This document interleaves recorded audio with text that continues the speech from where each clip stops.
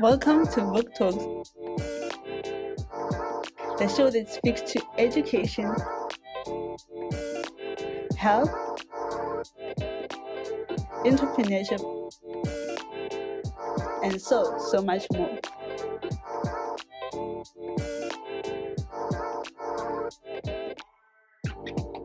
Welcome, Zanzi, to yet another episode of Books Talk.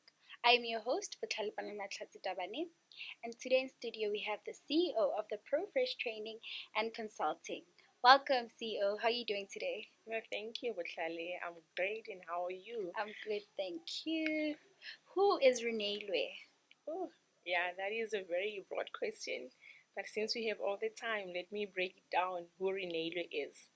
Reneilwe is a food scientist who has a company called ProFresh Training and Consulting.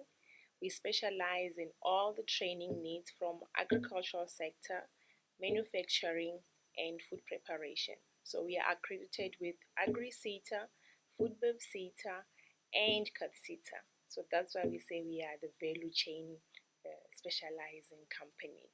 All your consulting, anything that you see on the food shelves, we can make it happen for you. The SMEs that are interested in the space, cosmetics as well, we ensure that they adhere to all the regulatory requirements so that the consumers can have quality product and safe product to consume and to use. Do we call you a scientist? Yes, I am a scientist by profession. So what qualifications and where did you study do you possess? I'm currently a PhD candidate at the Central University of Technology, under the Center of Applied Food Safety, Sustainability, and Biotechnology. I just enrolled for my PhD now. I have my master's in disaster management. I'll tell you why I did my master's in disaster management, because people often ask me, but why disaster management when you're a scientist? Yeah. And then I have my undergraduate in BSc, Food Science and Agricultural Economics. So if you look at my qualifications, you'll see that it's very broad. Yes, it's integrated. So when you are making food, you are affected by the environment. That's why I did my master's in disaster management. It was of importance for me to understand how does the environmental component affect the quality of the products that are on the shelves. So that's why, and in agricultural economics, I needed to understand what makes farmers decide on what they are deciding when it comes to food production. So I can safely say that I am a value chain scientist, because I understand what is happening from a production perspective, manufacturing perspective, distribution, and preparation perspective. So is it safe, since you have so many broad kind of qualifications, is it safe to assume that you've always been interested in agriculture and auditing? Most definitely. From my high school days, I was very clear that I wanted to contribute as a scientist. I wasn't sure which field to go for. At first, I wanted to be a soil scientist. And when I got to understand what does a soil scientist do, I felt that, okay, food science actually fit better with my character, because everybody thought I was going to be a medical doctor because of the compassion I have for people. And with food science, it's because I'm taking care of everyone. In 3 days, 3 times a day, you need a food scientist. You guys had breakfast, you had lunch, you had supper, the bevs you have, any type of bev you have, it must be quality assured. Somebody needs to ensure that whatever that people are consuming is safe and is of good quality. Because my compassion is with people, I opted for a qualification that will allow me to serve as a scientist without moving away from my passion of being a contributor in the science industry. So how does the likes of Reneilwe change the status quo of this industry? Interesting. I must be honest that the industry is male orientated. You find a lot of men, and percentage wise, it's a ratio of 0.5 to 10 men in the industry. That's how it's very lean. It's very rare to find women in that space. So that's why I opened my company, because to get to the ground, you need to be able to inspire that little girl in the village that what they see their grandmothers farming is actually what is transferred as a final product on the shelves. When you see the tomatoes on the ground, somebody needs to understand that the tomato sauce, the tomato paste that you're eating comes from that rural farming vendor, that farm in Western Cape, that farm in Northwest. When you see your cornflakes, people don't even think about where does it come from. So our company gets down to the ground. We engage with the young ones. The Chosen Generation is a foundation that we work closely with, that unlocks the mindset. What is agriculture? We see it as an old mechanism of making food, but once you start understanding that that is pure science, you have appreciation of the youth coming on board and saying, we want to change the status quo, we want to change the narrative. When they see the product on the shelves, when you see what is happening in your informal markets, where the spazas, you're seeing a lot of food contamination all over. There is a need for us to have more scientists on the ground so that they'll be able to be the eyes and the ears of the consumers. Okay. So then how do you ensure that young ladies, since you said it's a male-dominated industry, how do you ensure that young ladies who are coming up, who are interested in this, how do you make sure that they tap into this industry? How do you make it an easy transition for them? Got ProFresh that is getting to the ground, working with the villagers, working with the rural farmers, working with the women. If you go to the farms, 90% of the workers, they are female farmers, literally, whether they are farming potatoes, fruits, whatever that they are farming, you are most likely to find more female in the working space, but they are not landowners. There are challenges when it comes to why are they not owning the land. There's institutional arrangements, there's traditional constraints, there's a whole lot. But once you start empowering them to be the contributors in the value chain, you see them moving from just barely making it to being commercialized. So in my workspace as well, we have a lot of programs. I am one of the mentors. We take interns. We have universities that we are working with, and we put them through the system and we mentor them so that they can be work ready by the time they leave our hands. Some of them start their own businesses. Some of them get absorbed in other companies. Some we absorb. So I'm involved in a lot of spaces where we contribute to the development and the mindset change of the young entrepreneurs and scientists that are coming. They get to see that opportunities are endless. Someone can just see me as just a food scientist, but within the food science space, we've got people that are product developers, we've got researchers. There's someone that literally sits and makes sure that the flavors of yogurts that you guys are seeing on the shelves is well researched for. There's trials that are happening on the background. It's endless. Let me just say it's endless opportunities, but people need to know, how do you get to be a food scientist? How do you get to own your training company? So this is something that we share with ease, because for as long as there's the rise in population, there will always be demand for food.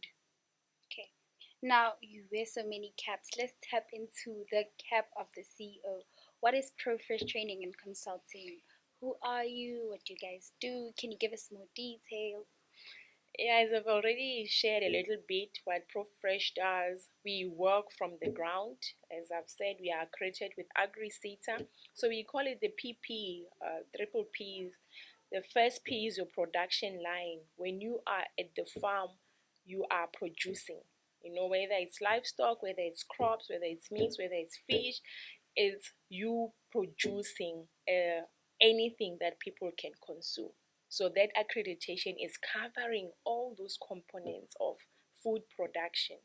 And then we have the second leg, that is the processing side. On the processing side, we are accredited with FoodBevCETA. So it's us now teaching people how to do food preservation. When you have vegetables, you cannot consume or sell everything. How many times do you guys throw away food? Just in your household, it's so many times. There's high food wastage in the system. There's high post-harvest losses. So what ProFresh does is, in that second leg, we are training people how to food preserve. When you have your carrots and the carrot shape is not suitable to be taken to the market, What do you do with that carrot? Is it a bad quality? No, it's just the shape. Do you have control over it? No, you don't have control over it. What can you do with that carrot? That's where you will teach people how to do carrot powder that can be used for cosmetics. We teach people how to make, when it comes to your potatoes, there's potato flour. People don't even know about it. It's the processing side, the mayo that you see on the shelves, the sauces, the eggs, the cut vegetables, the cut meat, the things that are ready to be consumed on the shelves in all the retails. There is a food scientist behind that does quality assurance and quality control to ensure that people consume safe food. So the second leg of our company, it does that. It teaches people all the regulatory requirements, because you need to adhere to certain standards. Your product need to be exported. Who checks it at the port? Do you qualify? So we prepare our clients to qualify for export markets and national markets, so that they can penetrate any market of choice. Then the last one, we are accredited with CATSITA. CATSITA is, okay, now I have bought all these things. How do I prepare them? The people that are cooking in the schools, how many of them are trained? The people that are in the catering space, the people that are in hospitality at large, even individuals, that helper at your home, is she cooking food the right way? How many times do you have food contamination in events? So we do that leg of teaching people how to prepare food the right way, so that they do not lose the food nutrients. So that's why we say we are the value chain company, because we cover from the farm right across to the fork. Since you talked about preservation and food quality assurance, how do we pay attention as consumers? That is very close to my heart. I actually appreciate it when consumers are conscious, because the consciousness of consumers forces us to also produce with consciousness. So what I can advise the consumers to do is, please pay attention. There's a lot of food in the system that is not supposed to be in the system. Pay attention to where do you buy your food. Is it traceable? I often encourage people to buy food at places where there is a slip. If there is no slip, it's not traceable. So we are seeing a lot of cases on social media. We are seeing a lot of cases in our communities where there is questionability around the food in the outlets that our people are buying from.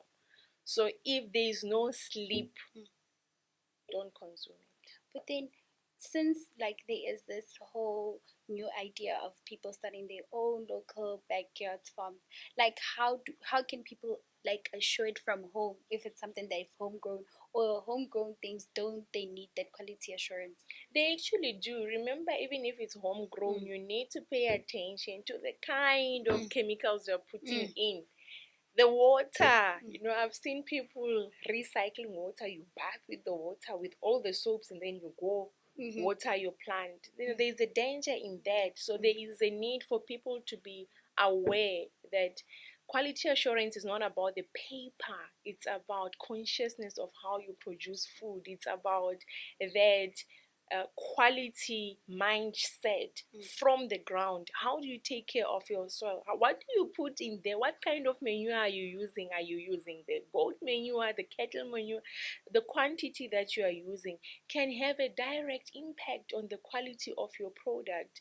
There are other times where we had to do some tests, and you find E. coli. E. coli is a microorganism. It's a pathogen actually that can be found from the animal feces. We found trace of that on the vegetables. So it's important for people to understand that quality assurance is not a food scientist's job. It's the responsibility of anyone that handles food at any platform, whether you are farming, whether you are processing, whether you are preparing. You need to understand that your quality consciousness doesn't need to be monitored. It's about you saying the product that I'm making, a young child is going to consume it, a pregnant woman is going to consume it, an elderly person is going to consume it. Will that not compromise your system? If your answer is yes, it doesn't matter where you produce the food, you will be able to follow the conscious production principle. Is there any form of protection against places that don't give receipts? How can like the organization hold those people who don't give people slips accountable?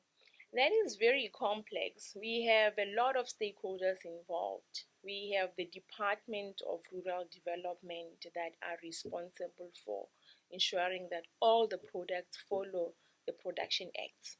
We have the Department of Health that is responsible for the environmental health monitoring systems. Then we have the consumers. Actually, the consumers are the biggest stakeholder because they are the ones that flag any products that are expired in the retail spaces, any questionable products. So it's a whole lot of stakeholders that are involved and holding each other accountable. The competitors as well. I can go to the market and take a product that I didn't produce but from a competitor's company and send it for test. We are allowed to do that so that we can always cross-check if our competitors are adhering to the food safety requirements. So it's of importance that the consumers, as being our biggest stakeholder, flag any food contamination or any food bad practices that are happening in any space. So then what challenges have you faced? Because obviously having a business is not the easiest thing. What are the challenges that have you faced? Sure, the biggest challenge is finding balance. As I've said, I'm a PhD student. I'm working for one of the biggest FMCG companies. I'm the CEO of this training and consulting company called ProFresh. You can't do it on your own. You cannot. You really need to understand that it really takes a village to raise a child. I'm that child that still needs to be raised. I'm that child that as I grow, I'm raising other children. That's how it works. For all the challenges, the first thing first, it's highly demanding. You are always on the road. You must study because the changes in the legislation is moving very fast. So you need to be updated. You need to study a lot. If you are a woman, now you are a partner, now you are a parent, now you are a sister, now you are everything to everyone. You need to be able to build a support system, a community of people that can support you. And don't be shy to ask for help. You won't know everything. So most oftentimes we hold back, we sit in our little corners, we are so shy. We think, no, if I ask, they will think I am not good enough. There's so much power in vulnerability. There's so much power in saying, I need to travel to Cape Town. I need to have a helper in the house, somebody that can still be a mother to my kids in my absentia. So you need to trust the process. So in all these challenges, the biggest challenge is it's a high demanding job. You work 24 hours by default, and in those 24 hours, you still need to breathe. You still need to live. You still need to love and learn. But how do you do that when you are in your silo? So I can say any challenge that one can come across, you can be resilient. Building that resilience comes with seeking help when you need it. Don't carry it by yourself. You will break down. You will really break down. So this is a very nice industry to work for, but one needs to understand that for as long as there is human beings, 3 times a day, if not more, people eat. People eat. What are your proudest achievements with the companies that you've worked with? Wow. I I have a lot of examples, but what moves me is seeing that farmer in Mofara in Venda exporting. Mm. You know, it's that Chuck Chili is one of my clients that I'm so proud of. Seeing them moving from their garage to them having their own factory, to seeing their product not only on the shelves but on online platforms. There's a new client now, Bonolo. She's making skin products. She is a law graduate. it shows that you don't actually need to be a food scientist to be in that space. She's making amazing skincare products made for black people so that it can restore the melanin. So there's a lot of clients, but it's just seeing that progress, people moving from making it small to being commercialized. Yeah. So then how do people like the future granolas, how do they get in contact with you? How do they work towards being in contact with you? I'm available on Facebook, Reneilwe Maenetja, the food scientist, and my contact details are 076 216 7644. I'm available on WhatsApp where people can drop me their needs. What is it that they're interested in? What product would they like to tap into? Even if you're a farmer, which markets you want to explore? Which country would you like to take your produce to? So yeah, I'm available on the platforms. I'm not on Instagram. Yeah, but I am on Facebook. Yeah. Okay. Any messages to South Africans after the celebration of 30 years of democracy? Freedom. What is freedom? I was actually reflecting on it when I was driving here, and I realized that we must not underestimate the power of choice. We must not underestimate the power of options. Um, it's not everyone that got to make that decision of what do they want to study. There were limitations before the 30th commemoration of freedom. So there were restrictions on what black people can study, what can they be, what can they not be. But we are so fortunate that you can be anything you want to be, as in like anything. There is nobody that is restricting you. Don't restrict yourself with the mindset that emancipation must not be self-inflicted. So you are free to be what you want to be. Literally, you are free. And when you walk that path, don't be scared to look out for people that have walked that journey before you. Go on that LinkedIn profile and type in the title of the job that you see yourself as in future. Check the profiles of those people. Don't be scared to DM them. Just say, your profile is inspiring me. How did you get here? So as you ask the how people got where you want to be, it will be easier for you to navigate through that path somebody has walked on it. You don't have to recreate a new path. Follow those that have been on that path, and you can just redesign it to suit your talents, to suit your character, to suit your gifts, so that you'll be able to contribute without being apologetic about it. So I can say, do not be apologetic about the opportunities ahead of you, because you are worthy. The freedom that was fought for was for you to unlock the potentials within you and within the continent at large. Thank you. Reneilwe, it is quite inspiring as a young woman who's starting her career to see such an inspiring woman who is a CEO and a scientist. I've never met a scientist. So thank you for being on our show today. Thank you. Zanzi, thank you for tuning in to yet another episode of Books Talk. Be sure to tune in next week. Signing out.